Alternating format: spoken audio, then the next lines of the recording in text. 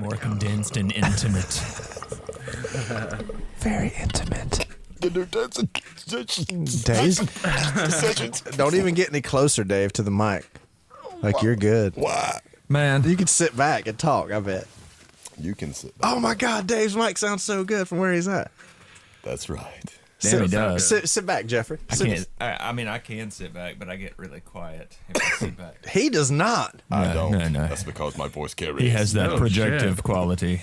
That's really crazy. Low end. I feel like I need to be closer. You sound really I'm close kidding. when you are close. Are these Sounds good, like a- Mick? Like Yeah. as close as we are? Yeah, that sounds pretty Word. good. Microphone. Come to you live. You are so fucking clear, Dave. That is ridiculous. Yeah, That's unbelievable. He's sitting like he's a fucking foot away. I'm almost. It's Impressive. aggravating. Mix Mike's impressive. Mix Mike's.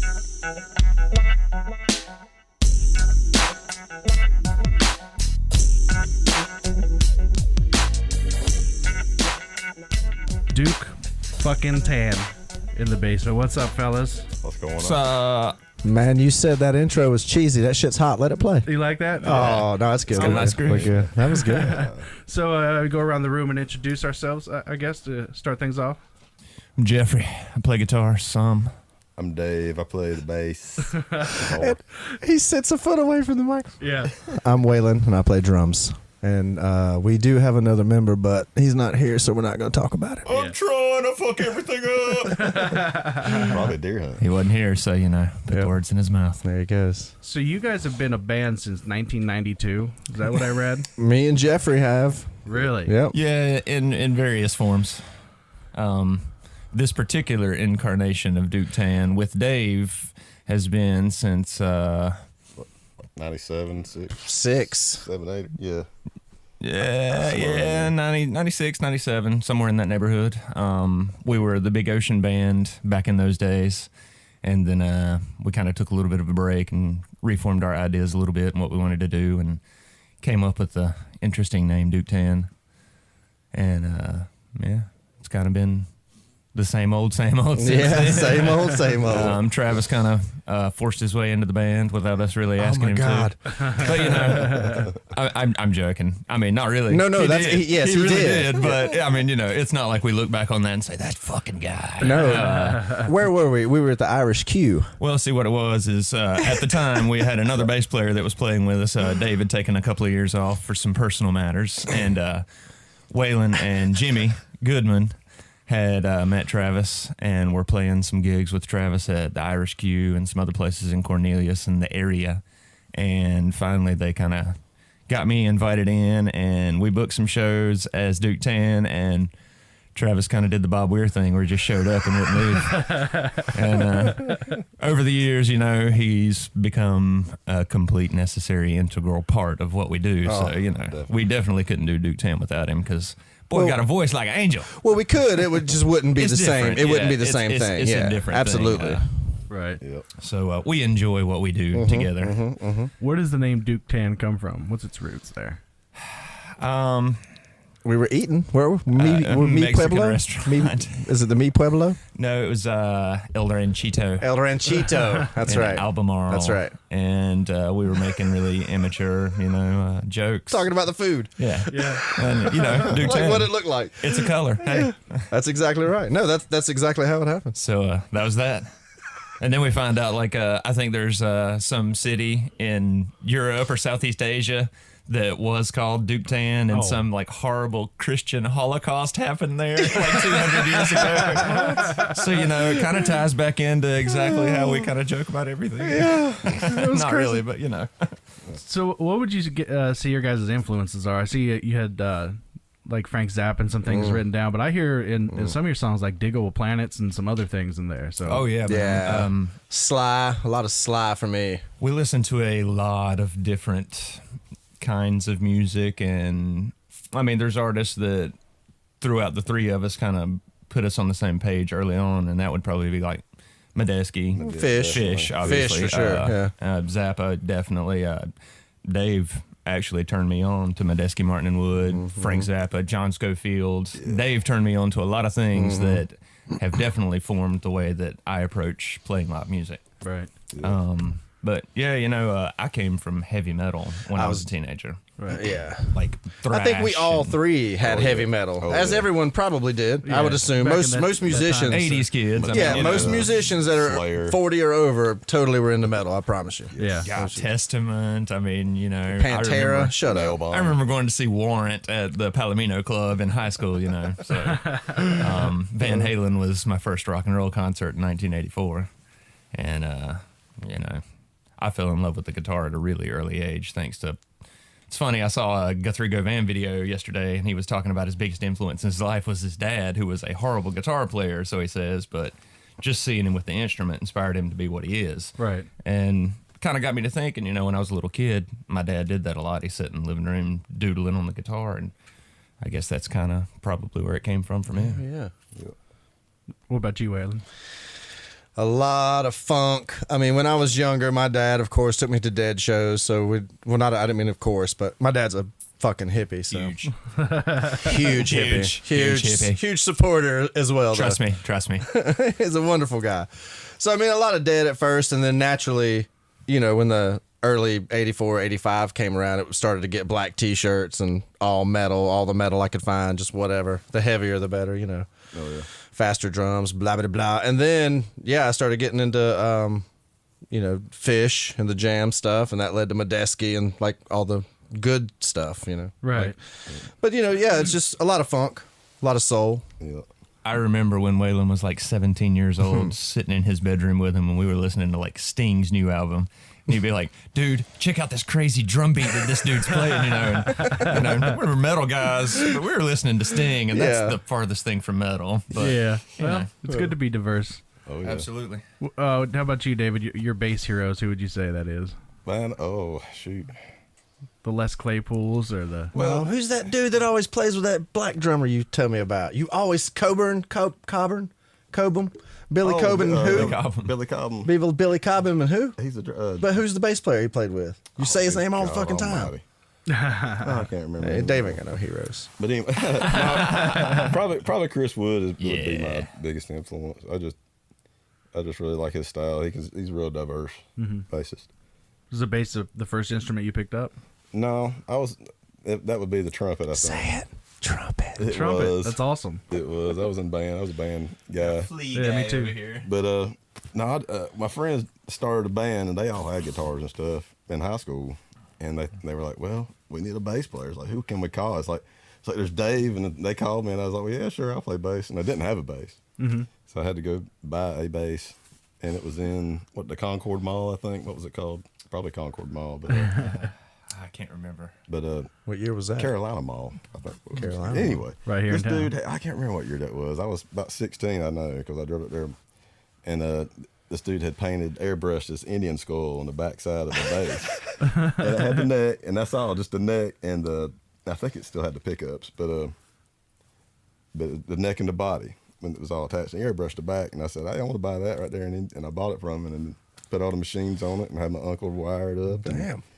I learned to play bass like that. That's pretty cool. Yeah. What would you say has been the force that's kind of kept you guys together this long? Like, just you guys have that much fun playing together? That's absolutely it.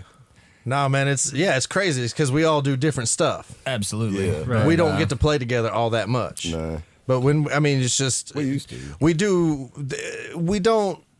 What's the words, Jeffrey? Say the words. The way I feel about it, and I've had to explain this to a couple of people over the years, is I guess in our formative years of how we kind of learned to jam, which is still how we think about what we're doing, even though we don't really jam per se as much as we used to, but we have more material to draw from now, so that probably has something to do with it, and the fact that we don't play as frequently as we used to contributes to it as well. But in the formative years, we were so locked in with what we were doing and so in tune with each other as people that even now, further on in our lives where we got kids and all kinds of personal things that draw us away from what we love to do A lot together. more responsibilities.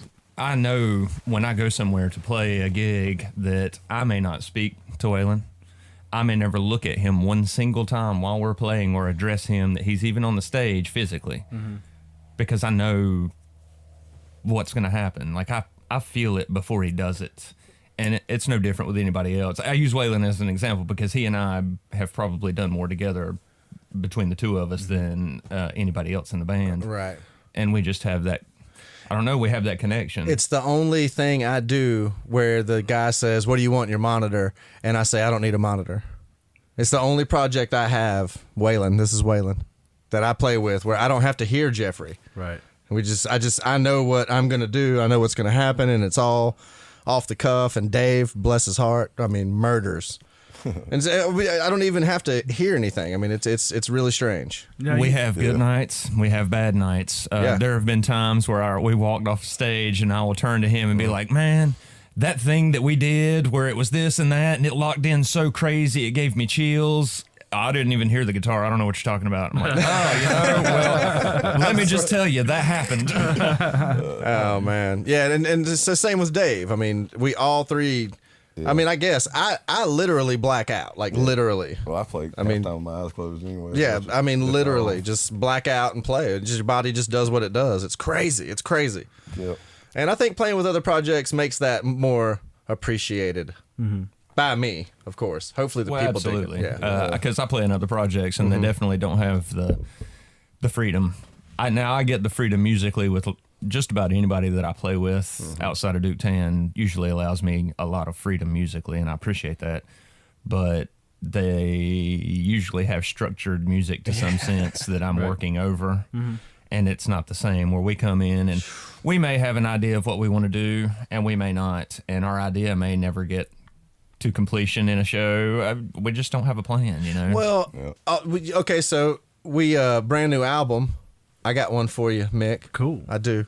And so we've been playing the songs off that album, and it is not jam at all. They're Right. songs, cut and dry songs. Yeah. And that's totally new for us, and it feels weird, but it doesn't really change the way we approach it. You know, like it's still, we play the song, and if nothing comes out of that song and we stop the song, then we're still just like, all right, what y'all want to do now? What are you thinking now? You know, or Jeffrey might just start playing some shit, and we'll just start playing. I mean, it's. Or you might call out a song, and I start playing something else. Oh, and absolutely. Just do it, you know. absolutely. So your upcoming album, what all is that with the Unfortunate Events number 27? Is that on there? It is on there, yes, and it came out in April actually. Did it? Yeah, man, it's everywhere in the world. iTunes, Amazon, you can get it anywhere. I'm behind it. It's all good. It's all good. No worries. Somebody should have cut their fucking phone off. That'd be me. That's Mick. Professional. Mick's got to load a bong. You got to load the bong, Mick. You can edit that. I'll get it.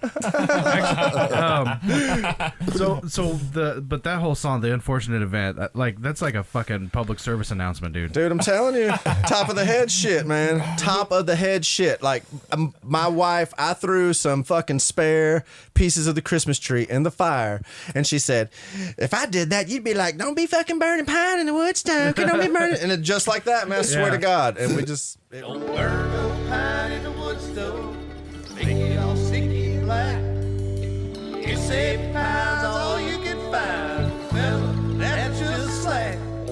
Lace up your boots and sharpen up your chain. We got miles to go in the sleet, snow, and rain.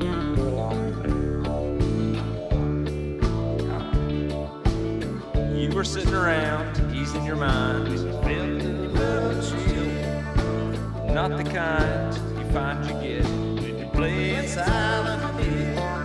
That chill you feel is a natural occurrence on another nature's plan. Seasons will change, things must get done. Make it through the month of January. Well, sure, you could have chosen another life on a urban condition, but the choice was made and the price was paid. Lost tradition. You were warned, you were told, but you did not listen. Your lazy way of lazy days. Now the cold of your bones do listen.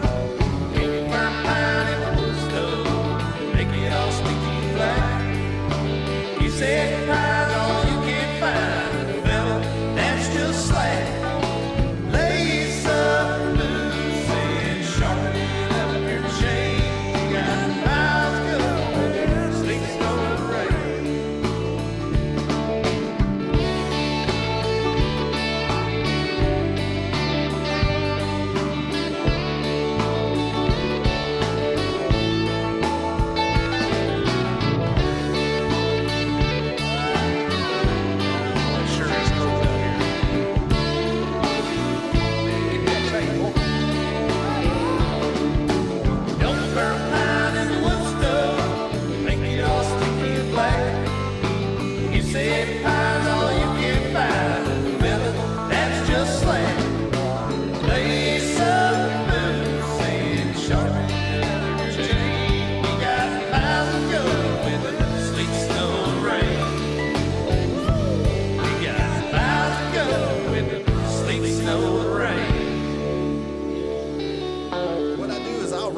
lives and just tell Jeffrey this is what the words are. Uh-huh. And Jeffrey will do stuff, and then we'll get together live, and I'll be like, hey, have you worked on the... Or we'll message back and forth with little video message, audio messages and shit, and so we'll have it in our heads what we want to try. But yeah, that song came together like quick. Really quick. Really quick. Yeah. It's fun. I already had an idea musically of what I wanted to do with it, and when he came with the lyrics, I think the original idea, you might have had like a different rhythm in mind, but we ended up kind of working it out, and I just had the bass line kind of thought of I want to have this rolling D A D A D A, and it just kind of spawned right out of that. And I mean, simple 3-chord structure kind of. And thing. I was listening to a lot of John Prine that week, so I was like, John Prine it. So that's pretty interesting. So you guys digitally collaborate because you guys can't get together very often. Usually solely. Yeah, I love those 7 a.m.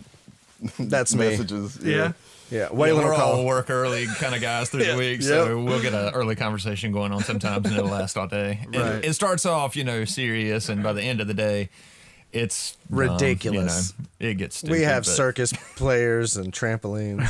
It's good for me though, because my stressful days end up at least having a few laughs in them. Usually, thanks to Dave's Nice little stupid gifs peek in. that he sends. So what do you guys use to send like files across? Is a preferred platform or just whatever's there? Man, all of them. We've done the Google bullshit and the Google Dropbox Drive, crap. yeah, Yep. Dropbox. SoundCloud's easy because I can put it up and he can get it off, and we can delete Yep. it and put it up and get it off, put it up Yep. and get it off, and change it at the house. GarageBand Yeah, I was and gonna stuff. say we work on GarageBand with some Yep, stuff. absolutely. Yeah, Yeah. GarageBand's pretty dope. Just to put it Awesome. together, Yeah. So that way, when we all get together, we can send it to Dave and say, "Learn the shit," and then we go try to play it. Yeah. Finished product. When did you start writing like electronic beats and shit? Oh God, that was probably 5 or 6 years ago. That probably spawned out of the touring band. Yeah, doing the stuff Voodoo. Yeah, that's right. Me and Jeffrey had an industrial band that I had to play to a backing DAT track every night. It was my first experience with that. And after we stopped playing in that band, I started playing with DJs because I couldn't figure out why I was feeling so empty inside. But I had to have that, like it was relaxing for me. This is Waylon. To not have to like drive the beat, you know what I'm saying? The beat's there. I could do whatever the fuck I want. So you can just kind of go. My off. God, it's so freeing. Man, I'm gonna tell you, on some of those gigs with the industrial band, he would come out and we had this one particular song that we used for an intro kind of thing. Waylon would come out on stage and he would start the song by himself with the backing track, and the bass player would come out after a certain amount of bars and pick up and start playing the bass line. Well, the other guitar player who did all the backing track audio and stuff initially took the bass line out. Well, he ended up having to put the bass line back in the backing track because Waylon could get so far out of that beat that the bass player could not play the bass line come for back? the song. He didn't know where it was at all. It was and so Waylon would come right back in on the one like he never left it. Yeah. That's It was fun. awesome. It was those out of body experiences. Seriously, Yeah. like you set up in front of 5,000 people, and he's like, "Go play your drums." There's 5,000 people out there. I'm jacked. Oh yeah. I'm like, "Fuck yeah, I'm gonna own these bitches." I want to break my Yeah, guitar. I want to tear everything up. I want to tear the building down. So yeah, it would get fucking like where I would literally just be playing weird patterns, just weird patterns. Like, I don't know, it's weird. That's Dük Tan, though. I mean, and that wasn't Tan. That was another thing. But it was me and Jeffrey. Yeah, we did the same thing in that band. Same exact fucking. Just a little more distortion on my guitar. That was about it. I dropped it down about a foot, so it was hanging at my knees usually. Knuckle dragging it. Yeah. Yeah, he did. You guys just played Camp Juju last weekend. We did, yeah. was it last September weekend? 1st, yeah, Yes. yeah. I actually brought you a fucking Juju Guru CD because I didn't know Nice. if you had one or not. That's fucking awesome. That was those dudes Snow are Camp, nice. right? What's that? Snow Camp, is that what that is? Yeah, yeah, yeah. Yeah. Good Next gig. Year. Next year I need to make it to that. For sure, man. Nice people. Nice people. Nice place. Yeah, it's a pretty Very cool nice stage. place. Yeah. It's real cool. Decent sized stage, yeah. Yes. Yeah. Yes. Good vibe on the stage generally. Yeah. Yeah. We played well. I thought we played well. Well, I had some technical issues. Yes, you did. And I've determined that I must acquire a power conditioner You're for gonna have myself. to. Because my amp, It's old. well, it's not that it's old. It is it's old. I know. it's solid state with a tube preamp, and so without adequate power coming to it, it likes to get funky. And so after about 3 minutes of playing, I couldn't hear my guitar, except for when I would stop playing and I would hear the feedback. Oh. So it was a constant, man, I can't tell what's going on, to turning my volume down to kind of see if I could figure out what was going on. And that's pretty much what I've determined, because I told my wife, I said, when I take this stuff home, I'm going to set my rig up and I guarantee you it will play perfect, no issues. Yeah. And that's exactly what happened. So Yeah. just Makes like sense. I said, yeah, I need to get a power conditioner. So nothing against snow camp. Still No, a not at all. super Not dope at all. place. Yeah. I just unfortunately, didn't have the greatest experience, but I thought that we played really well collectively. It was fun. Dave did good. I had a good time. Yeah. We had some solid jams. That's important to me. We had some nice funky jams. I think. Were you guys playing with other bands while you were there? I know Waylon and I went to a festival not too long ago, and you played with like 6 different bands. No, I don't. I try not to do that as much as I can. That was wild. Yeah, I'm getting older. I used to could. Yeah. I have a record at Mantra Bash and at Grover Fest. I still hold those records. Oh, yeah? 9 completely different bands in one festival. That's pretty badass. Yeah, fuck them bitches. not the I mean, Yeah. other people be trying to play. That's what I'm saying. Ain't no player. Don't be player. The only drummer, Waylon Baird. The only drummer. Not the best, but So, what all other projects do you guys play in? I know you guys are involved with Cottle Creek a little bit, right? yeah, Dave. You- Dave you're in is the bass Concrete. player. Dave for is Cobham. bass player, yeah. Okay. Dave, Waylon would probably be the unlicensed drummer percussionist. Yeah. And me, I'm just a buddy that sits in occasionally. Every once again. Oh yeah. Yeah. Are you still doing Fuse? You still do that? Fuse is kind of on a hiatus right now. right. We're kind of talking about what we want to do, but there's not really any kind of rush, because there's some new kids and stuff going on, some restructuring of the band as to where it used to be a 2-guitar band. I want it to be a single guitar band. No offense to any other guitar players. Guitar players. It's more of a hard rock kind of band that I'm in out of the Concord area. That's cool. And we put out our first album early last year, I think. And it got a pretty decent response. But like I said, it's more hard rock, fairly structured kind of material, more probably 90s, grunge-ish, early 2000s, contemporary rock kind of stuff. A little bit of southern rock, a little bit of classic rock flavor thrown in there. So, but there again, I still get to do my own thing. So my guitar solos that I record on the album tend to be a little different live. Yeah. And I'll stretch some things with it, but the guys are really receptive to that, and they all really like Dük Tan. So, give a shout out to Fuse. They're big supporters. They really are. Yeah, they really absolutely. I mean, they bought the CD online quick, and Mick didn't even know it was fucking online. So. I'd like to get them at Grover Fest one year. So, Yeah, for maybe sure, next year for sure. they might be down for it, and we might be able to work that out. Groverfest. Hell yeah. Besides that, we help bands who need help. A lot of bands that people know, and hey, our drummer can't make it or whatever. Right, we'll be right there. That's what I really kind of dig about the scene out here, the festival scene especially. You guys are just intermingle. Like Groove in the Madness Fest, there was a bunch of guys that canceled, or one drummer fell out during the middle of a set. Yeah, it did. Oh yeah, we did play for 3.5 hours, didn't we? I kind of forget about that for some reason.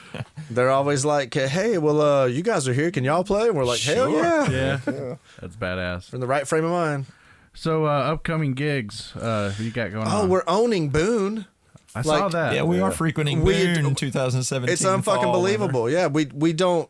Our only 3 shows are in Boone. We got September 23rd at Murphy's, and then October 21st at Murphy's, and the December 2nd at the local. Mm-hmm. And I mean, it's just they were the ones who snatched up the dates we have, because all the stuff we do, we don't have that many dates. Right. So you got to fit them in between all the other. Yeah, we got to work right. them out for sure. Plan ahead a little bit. We're not as young as we used to be, so we can't be as spontaneous as we used to be. Yeah, we bump into bands, man, and they're in a van, and we're like, yeah, y'all fucking kill it. Have fun with that, Hey, more power to you. It's beautiful, but fuck that. Yeah. No, man, it's whew. That's work. Yeah. It's better to have the normal life. Well, not better. It's cool as hell to have a normal life and be Yeah. able to balance it if you can. Uh-huh. It's super fucking nice. way I look at it is I made the choice pretty early on.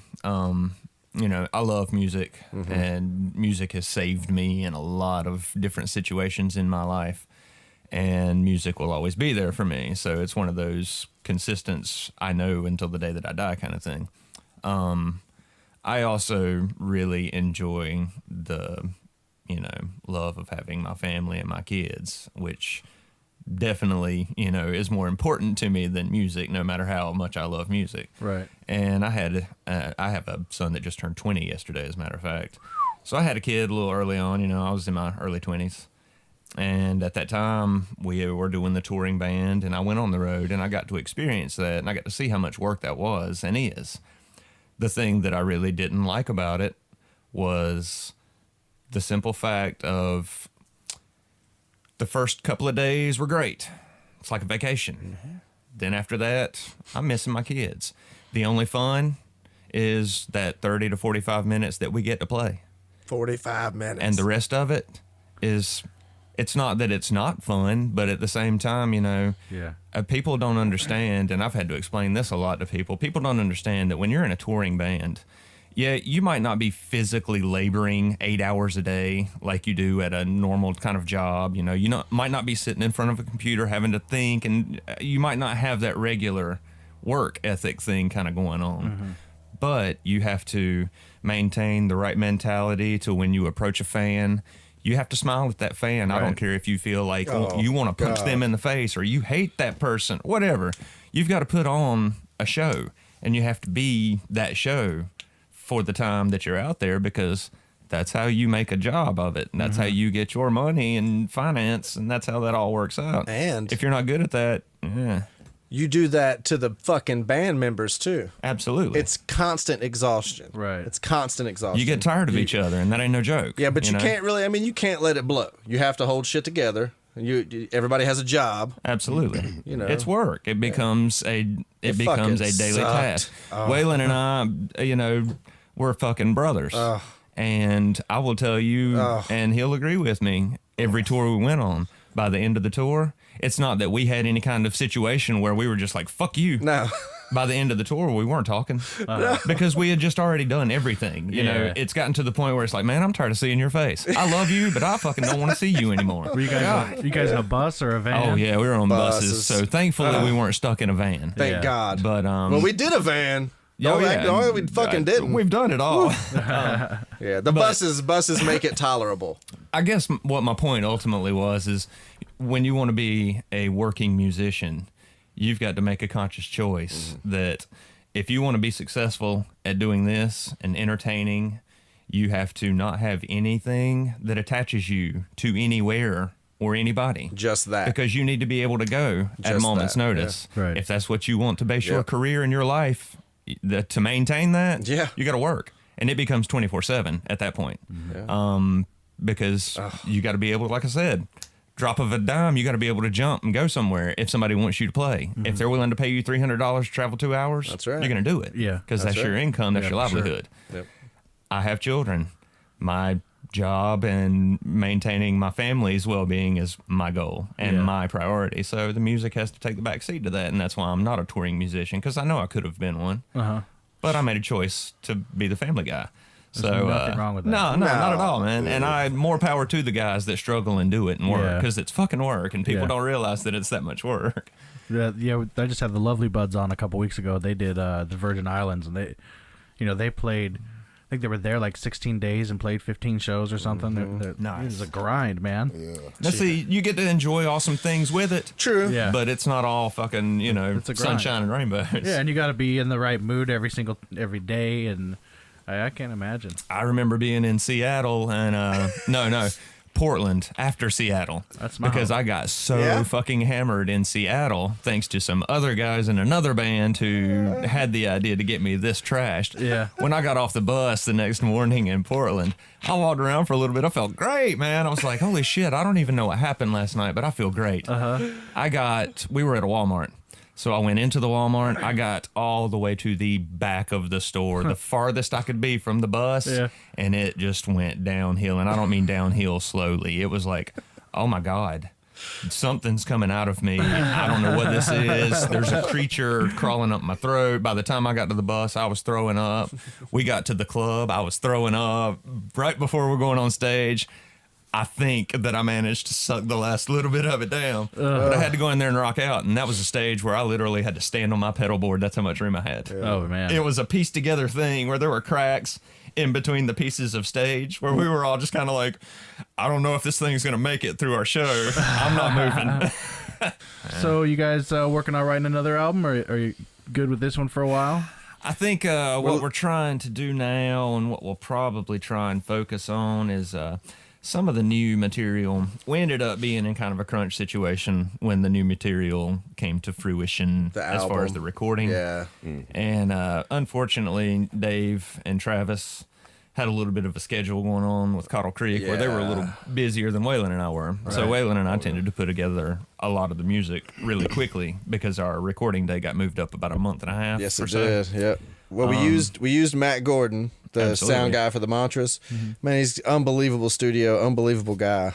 Unbelievable guy. Fair and his first ever musical instrument solo is on our album, our new album. Really? Absolutely. Yeah, he plays the melodica.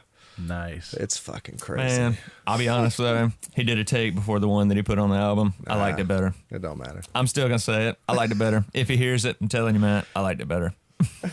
So, yeah, I mean, I say I've been wanting Tron to write a fucking whole album. Travis, the cat who's not here, because it would be that country, folky, twangy shit, you know, because there would be some conceptualism to it. It'd be good. It'd be good. That boy can sing. Yeah, he can. God damn. Travis is extremely talented. It's unreal. Guy. I don't think he appreciates his talent as much as he could. And he's in the same thing we were talking about earlier. He's got 6 kids. What? Yeah. Travis has definitely got family responsibilities. He got shit to do. And he does a good job of balancing that stuff out. His mama helps him. Yeah. Ain't nothing wrong with that, though, man. I love you, Miss Beverly. Get help wherever you can. Absolutely. But you know, they've been recently staying really busy with the Cottle Creek thing too. Yeah. So you know, that's good. I mean, that's our musicians, you know, keeping stuff going on, you know, staying viable and active. And you know, when Tan does get together, it fucking helps that Dave played the 3 nights before. Yeah, because that's already got him warmed up as far He's as ready to playing. go. He's playing a stand-up, so the electric ain't shit. He murders it. It's like He murders it. Playing a toy after that. Well, cool. So I'll put links in the show notes to download your CDs. Yeah, man. Awesome. And you got September 23rd at Murphy's, October 21st at Murphy's, and December 2nd at the local hall in Boone. Last 3 shows is 17. Tan. Badass. All right, guys. Thanks for swinging by. Appreciate you, Mick. Absolutely.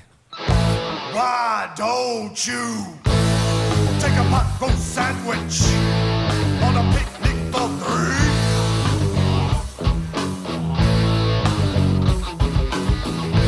Grab a sexy bitch and Voitech, then wait for me.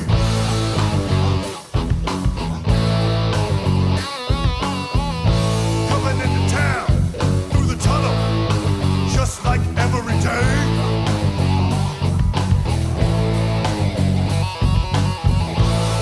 That you on my house phone, delighted with the pickle you serve. Drinking brass funky, listening to music with the harvester.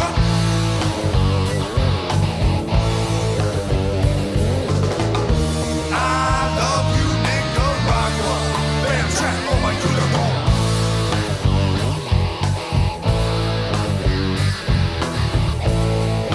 Adagio allegro, slow then fast. Tranny for a tenant, we'll dose